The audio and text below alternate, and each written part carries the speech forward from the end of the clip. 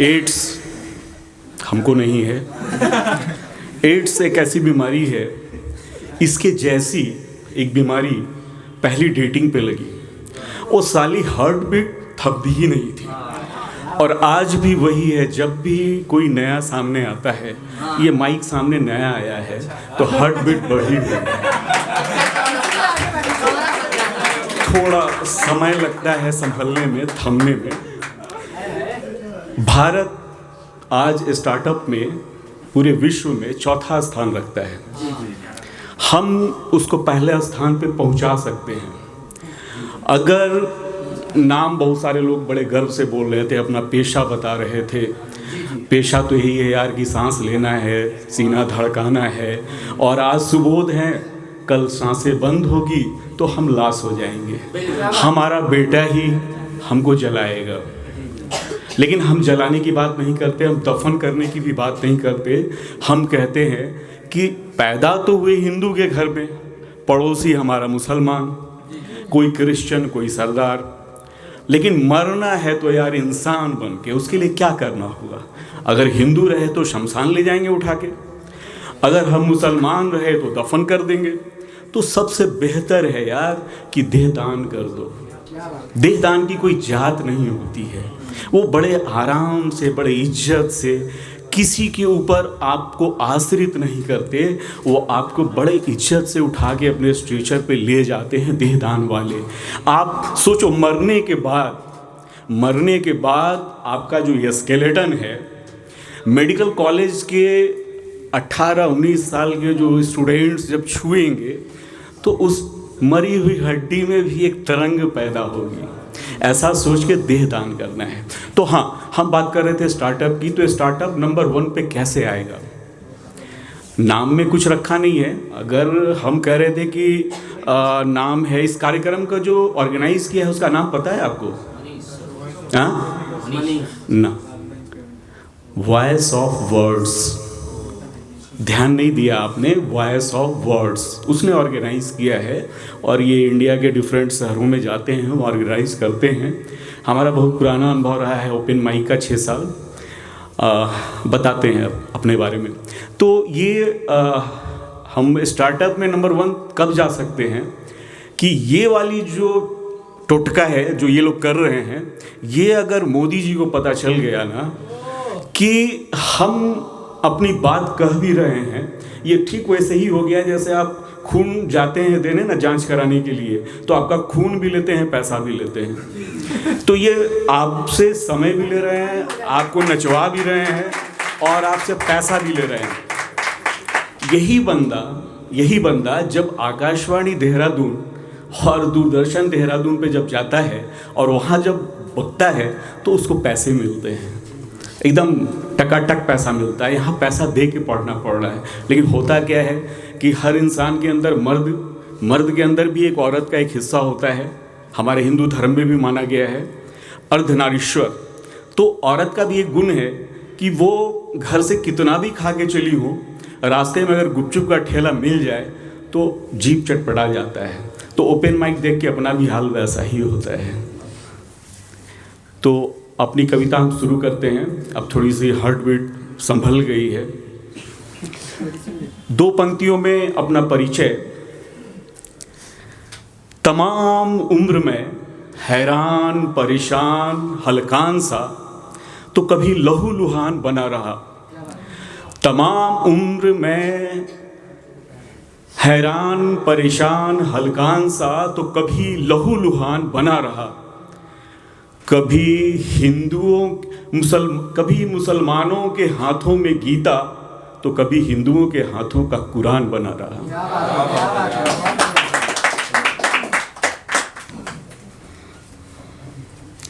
ये बाल की सफ़ेदी पे आप मत जाना। अक्षय कुमार मेरे से मैं 1 साल ही बड़ा हूँ। अक्षय कुमार अभी नाच सकता है, जा सकते हो। शायद, ये मेरा तकिया कलाम है, शायद और बस यूं ही। तो हमारी कविता का शीर्षक है मिले फुर्सत कभी तो। मैं लौट गया हूँ अपने पहली डेटिंग पे। पिछले दिसंबर की एक बर्फीली सुबह, अभी दिसंबर आया नहीं, आने वाला है। पिछले दिसंबर की एक बर्फीली सुबह अपने जैकेट का जीप ऊपर सरकाते वक्त उसमें उलझ सा गया था मेरे मफलर का एक हिस्सा। अक्सर ऐसा होता है। फिर याद आया अचानक वो वर्षों पहले गुजरा दिसंबर का एक दिन। अरे हाँ, हमारे अपने डेटिंग वाला दिन, जब खोलते वक्त मेरे जैकेट की जेब में उलझा था तुम्हारा वो आसमानी जॉर्जेट का दुपट्टा। उस दिन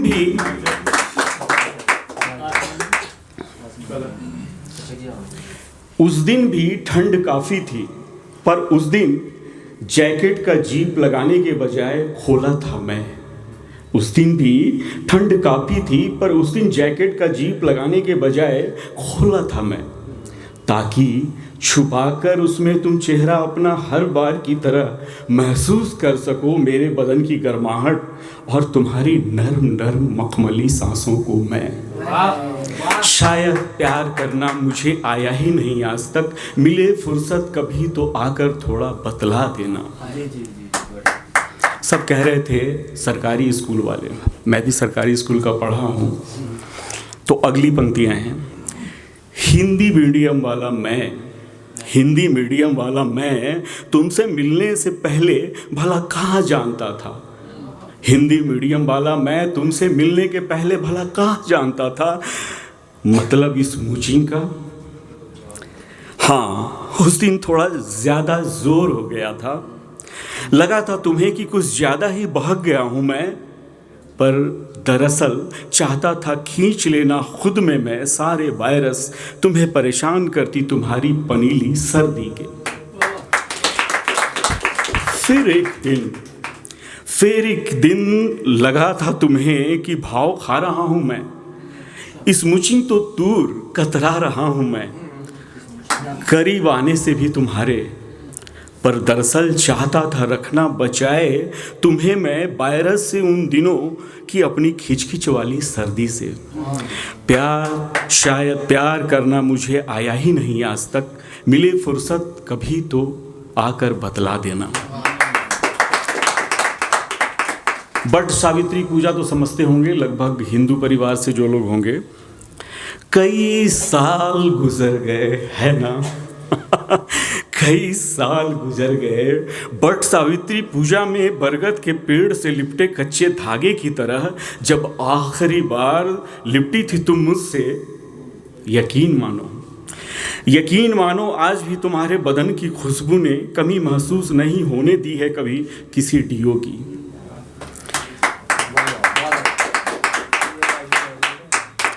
हमेशा इस्तेमाल किया था तुमने मुझे सिलेबस की किताबों की तरह। हमेशा इस्तेमाल किया था तुमने मुझे सिलेबस की किताबों की तरह। मैं तो सजा रखा हूँ तुम्हें आज भी दिल की दीवार पर एक पीरियोडिक टेबल की तरह। अक्सर इस्तेमाल किया तुमने मुझे अपने मुश्किल भरे 4 दिनों के सैनिटरी नैपकिन। खैर जाने दो, मैंने तो सजो रखा है आज भी तुम्हें किसी सगे की छठी वाले कपड़ों की तरह। शायद प्यार करना मुझे आया ही नहीं आज तक, मिले फुर्सत कभी तो आकर थोड़ा बतला देना। एक स्टांजा गायब कर दे रहे हैं, आखिरी वाला थोड़ा मज़ेदार है, थोड़ा तो हम बीच वाला गायब कर दे रहे हैं। न्यूटन और आर्किमिडीज थे उसमें, लेकिन आप जब इशारा कर रहे हैं उसमें डेयरी मिल्क भी था, लेकिन छोड़ देते हैं अगली बार के लिए। लग रहा है अभी भी तुम यहीं कहीं हो मेरे आसपास, आओ ना पास, क्यों सता रही हो। ना जाने क्यों ये लग रहा है कि तुम अभी अभी आओगी किसी कोने से और मेरे जैकेट की बाहों में अपने गीले होंठों को पोंछते हुए हर बार की तरह शर्मा कर कहोगी मुझसे कि तुम ना बड़े जिद्दी हो।